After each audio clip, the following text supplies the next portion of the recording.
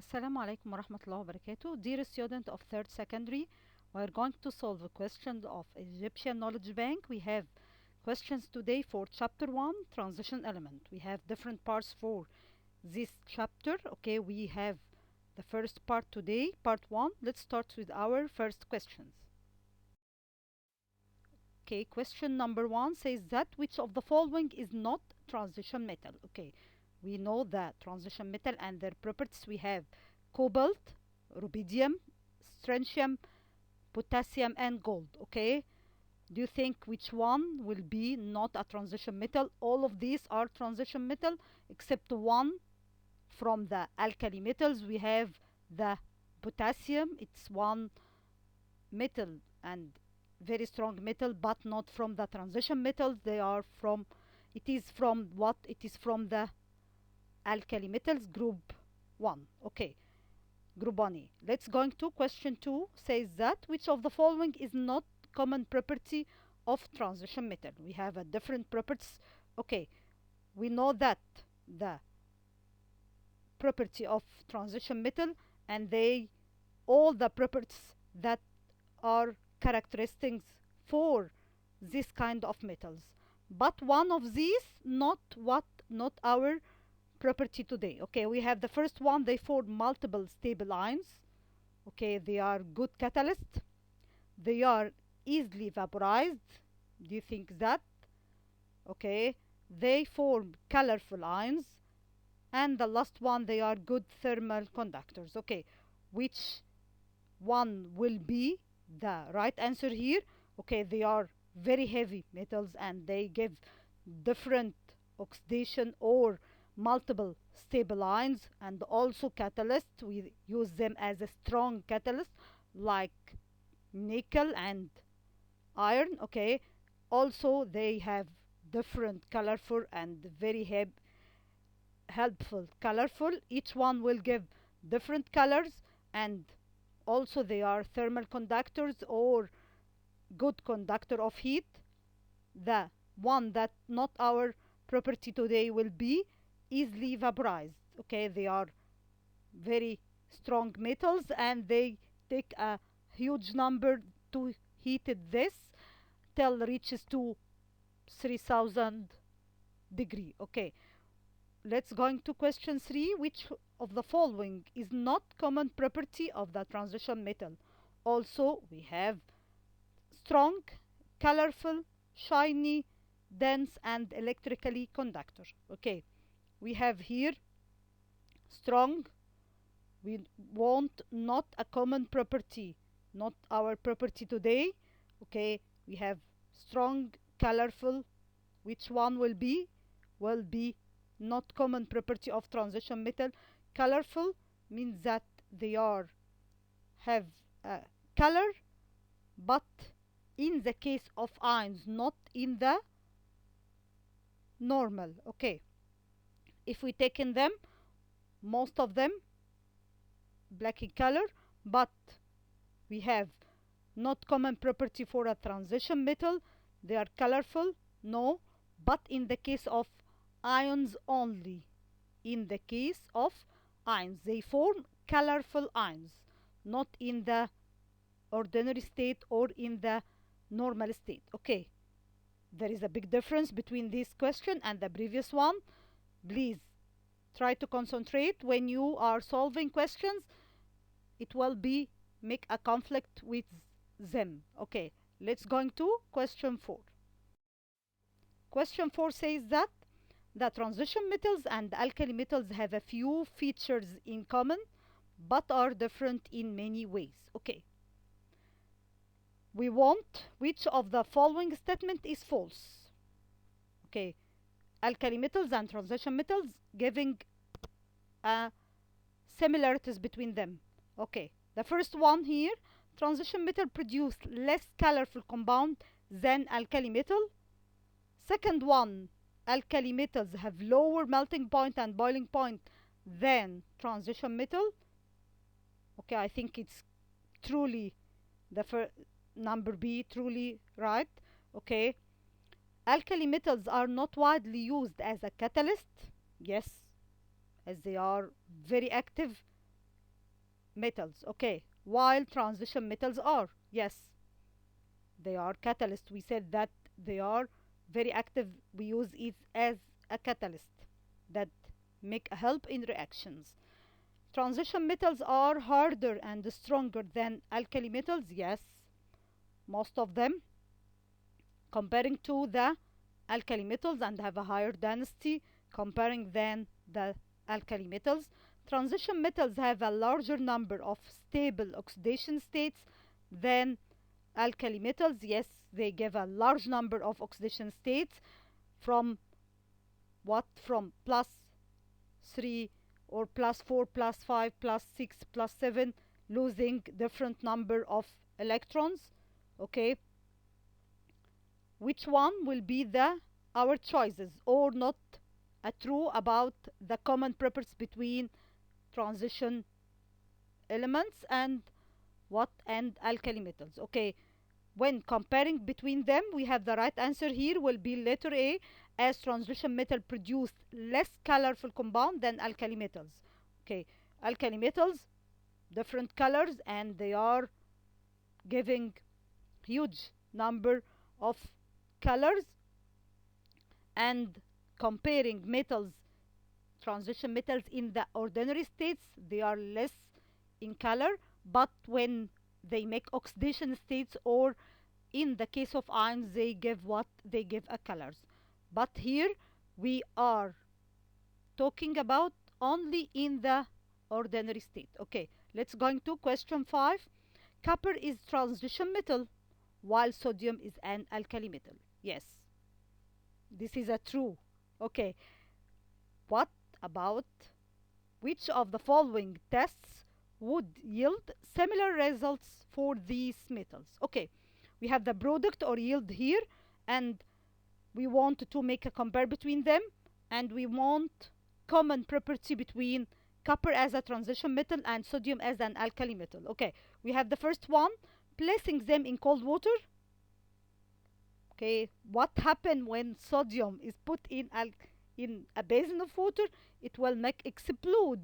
Yes, and giving light color, and or lightning with pop sound, that evolving the hydrogen gas. Okay, this is the first one. Second one, heating them to 100 degree. Okay, each one after heating will be different in property. Okay, the number C, storing them in dry air. Okay, one of them can be accepted, or there is no effect on the alkali metals, as they are active in a wetted air only, and also copper. Okay, so each of them, storing them in dry air. Okay, this will be maybe right. Okay, we have the letter D, using a hammer to change their shape. One of them may be right. Testing if they are electrically conductive. Okay, if we want to make a test for each one, the one of these will be the result for the both metals, as copper as transition metal and sodium as an alkali metal. Okay, we have the right answer will be both of them will be a good conductor of electricity, or electrically conductive. Okay, this is the right answer, but each one will be different in the result in case of placing them in cold water, the first here, and heating them to 100. We can't heat, or we can't make a reaction with sodium as a heating reaction. They are thermal also, it is very active and making a thermal effect, but comparing copper, it is a inactive metal. We have storing in dry air. We can store copper in dry air, but it will make a reaction, and also sodium will be heavy to make a reaction, but it will make oxygen, take the oxygen from the air and make a reaction. Using hammer to change their shapes, sodium is a soft in nature and we didn't need to make hammer, but we can change the copper by hammering and can be malleable and ductile to form different shapes. So if we make a comparing between the two of our metals here, so they give the same answer here will be electrically conductive. Okay, let's going to question 6. Question 6 says that shown in the graph are melting points of the first 56 elements of the periodic table and the groups in which they occur. Okay, we have transition metals are positioned between the group 3 and 12. Which of the following is the most accurate comparison of the melting points shown in the graph? We have the comparison here, group number and melting point. We have the transition metals have higher melting point than almost of the main group elements. If we look at the group number, most of them have high melting point here. If we are making a comparison, most of these are in the middle. They most have higher melting point. Okay, transition metals have lower melting point than almost of the main group elements. Transition metals have lower melting point than all of the main group elements, and also transition metals and the main group elements display a similar range of melting point. And the last one of our choices, transition metals have higher melting point than all the main group elements. Okay, if we make a comparison, that we have here most of them they have high melting point than most of the main group elements. Okay, we have the main group elements, or we call them representative element. We have here the group or S block elements, and here we have B block elements. In the middle we have the transition metal, and all the transition metals here have high melting point comparing to the main group elements or representative element here, S and B blocks. Okay, let's go to question 7. Question 7 says that which of the following do transition metals not exhibit? Okay, so it will be not one of the property or one of the properties of it. The first one here, they conduct heat and electricity. It's, yes, it's behavior, or it's a property for the transition metal. They are malleable and ductile. Yes, they are. They have high melting point. Yes, they have. They are lustrous. Yes, most of them shiny. They undergo irreversible oxidation. What do you mean by this word or by this statement with different words? Okay, when we discuss, this is the right answer. Okay, when discuss it, oxidation states, we have different oxidation states from +1 till +7. Okay, what we have here, we have irreversible oxidation, means when we reach one oxidation state, they not change it.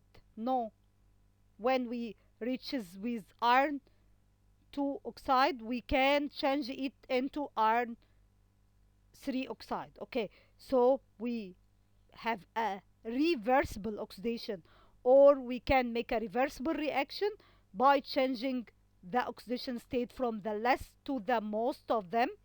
Okay, so we have reversible oxidation, so we can change one of them to the other. So it is the right answer for this question. Let's go to question 8. Which of the following statements explain why two versions of iron hydroxide, FeOH by 3, or iron 3 hydroxide, and iron 2 hydroxide, FeOH by 2, exist? Okay, it means that we want to present two kinds of oxidation state here, iron 2 and iron 3. The first one, transition metals have high melting point. It is related to this one. Okay, We want a statement illustrate the first one. We have choices, and we want one illustrate the first statement of our question. Okay, question number B. Transition metals form colored compounds. We didn't talk about what about the colors. Transition metals are magnetic. No, we didn't have any magnetic iron oxide here. Transition metals and their compounds make good catalysts. Maybe, and it is not of our point also of the question. The last one here, we have transition metals can have more than one ions. Okay, yes, it is the right answer here for this question. It means that we go from the oxidation state plus 2 and plus 3. We have more than iron. If we have iron 2 and iron 3, FeOH by 2 and FeOH by 3, so we have more than one ion. Okay, let's go to question 9. Question 9 says that which of the following is not common property of most transition metal? Okay, we have properties here in our choices, and we want the one not common property of most transition metal. Please try to read the statement slowly to know he want the common property or not a common property. Okay, it's very simple question, but we need to concentrate or fix our mistakes in reading quickly question. Okay, the first choice here, we have the transition metals form colored compound. Okay, second one, transition metals have low density. Do you think that? Okay, we have C, transition metals react slowly or not all with acid. Number D, transition metals react slowly or not at all with water. And the last one here, we have transition metals have high melting point. Do you think what? It will be not a common property of transition metal. I think it's easy question we have here. They have low density. Okay, this is a property that belongs to the alkali metals, not our transition metal. Most of alkali metals have low density, and we make a preservation for them in some of them in kerosene oil and some of them in paraffin oil. So this is a property belongs to the alkali metal only, but here we have the transition metals. They all of them have high density and very heavy metals. Okay, let's go into question 10. Which of the following is not a reason why transition metal copper is used in wiring? Okay, we have the first one, copper is strong. Second one, copper is unreactive. Okay, copper is ductile, and copper is colored. Or the last one, copper is a good conductor of electricity. Okay, do you think wiring means make a wires? We have not a reason why transition metal copper is used in wiring. Not a reason. We have here copper is colored. It's not effective with what is the color of copper? Maybe dark reddish brown, or maybe yellow, or maybe what, or maybe silver in color, but it's not our important.